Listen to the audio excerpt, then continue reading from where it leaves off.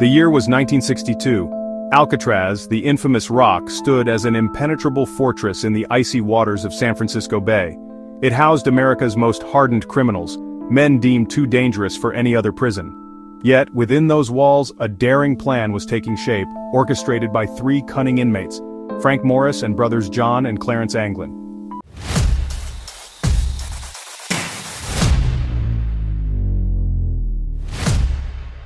Frank Morris, a cunning and sharp-witted man, was the mastermind behind the escape. His intelligence was noted early on in life, reflected in his unusually high IQ. However, he turned to a life of crime from a young age.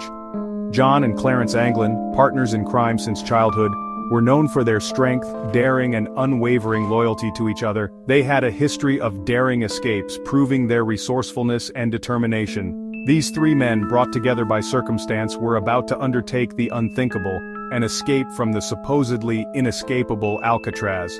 Their daring plot, a testament to human ingenuity and desperation, would forever be etched in the annals of criminal history. Life had dealt Frank Morris a difficult hand from the start, leading him down a path of crime.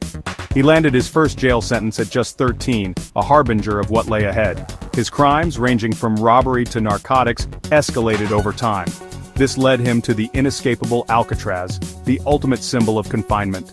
John and Clarence Anglin, sharing a similar fate, also found themselves caught in a cycle of crime. They grew up in poverty, resorting to petty theft to survive. Their crimes, however, escalated, eventually leading them to the forbidding walls of Alcatraz.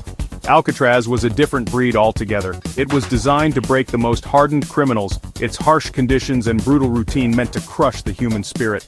But Morris and the Anglins refused to be broken. They clung to a sliver of hope, a belief that escape, however improbable, was not impossible. The escape plan was audacious, bordering on insane.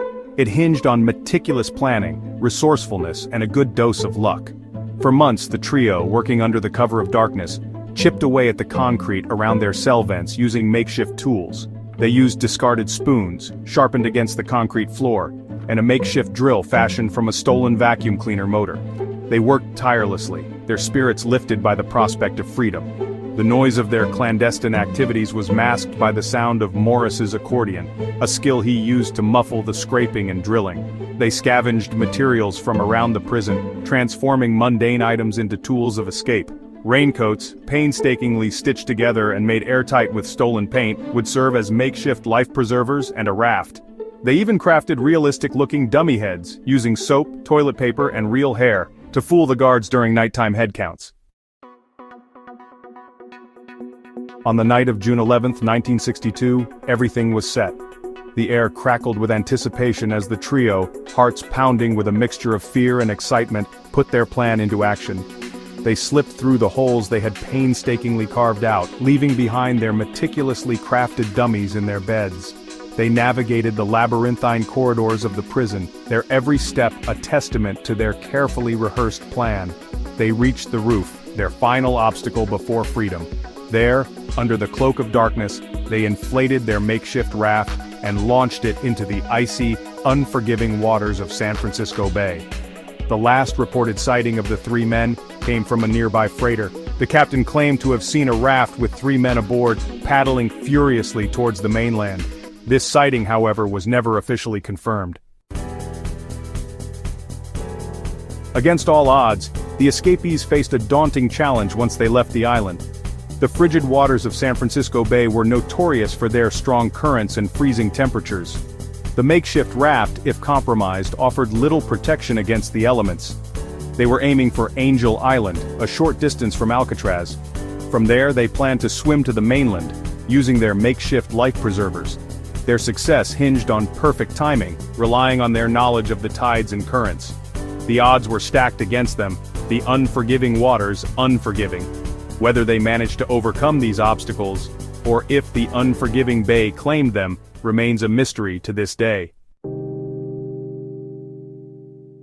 The following morning, the guards making their rounds were met with an unsettling sight: three dummies, eerily lifelike, resting in the beds of the escaped convicts.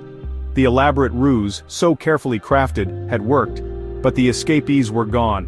The news of the audacious escape sent shockwaves through the nation. The FBI launched a massive manhunt, determined to track down the fugitives. They scoured the Bay Area, interviewed countless witnesses, and followed every lead, no matter how flimsy.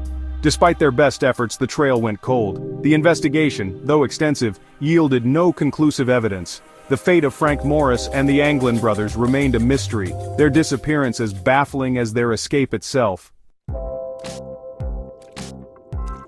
The lack of conclusive evidence fueled rampant speculation. Theories abound, some plausible, others bordering on the fantastical. Some believe the men drowned, succumbing to the treacherous currents. Others posit they made it ashore, disappearing into the anonymity of a new life. The FBI, after years of investigation, officially concluded that the men drowned. They cited the unforgiving conditions of the bay and the lack of any confirmed sightings as evidence. However, many refused to believe this, clinging to the possibility that the trio outsmarted the authorities and lived to tell the tale. The debate rages on, fueled by circumstantial evidence and anecdotal accounts. Postcards allegedly sent by the Anglin brothers to their family, though never verified, added fuel to the fire. The mystery of the great Alcatraz escape, unresolved and steeped in intrigue, continues to capture the public imagination. The audacious escape of Morris and the Anglin brothers had a profound impact on Alcatraz. It shattered the aura of invincibility that once surrounded the prison, exposing vulnerabilities in its seemingly impenetrable defenses. The escape led to heightened security measures at Alcatraz. However, the damage was done. The prison, once a symbol of American justice, became synonymous with the ingenuity and determination of those who dared to challenge its authority.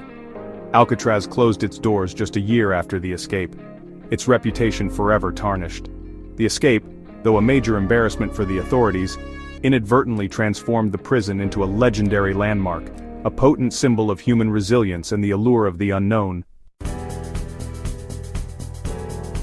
The Great Alcatraz Escape, a tale of meticulous planning, daring execution, and enduring mystery, continues to fascinate and intrigue. It serves as a testament to the human spirit's indomitable will to survive, to overcome seemingly insurmountable odds in the pursuit of freedom. Whether Frank Morris and the Anglin brothers perished in the icy depths of San Francisco Bay or successfully slipped into anonymity, their daring feat continues to inspire awe. Their story, a blend of fact and folklore, serves as a reminder that even within the most oppressive confines, hope, ingenuity, and the thirst for freedom can never be truly extinguished.